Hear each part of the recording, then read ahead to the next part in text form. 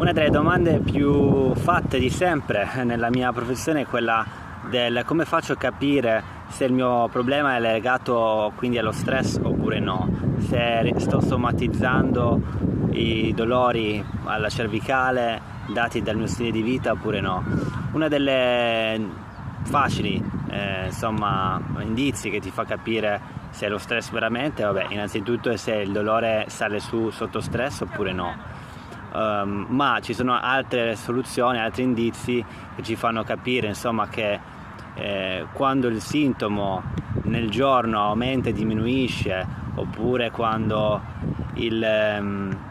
sintomo si sposta magari dalla zona principale della cervicale, per esempio se il dolore là e va verso la scapola o va verso la testa, quindi diventa emicrania, ecco che lì ci sono dei grandi indizi che il tuo dolore potrebbe essere di natura nervosa, quindi psicosomatica.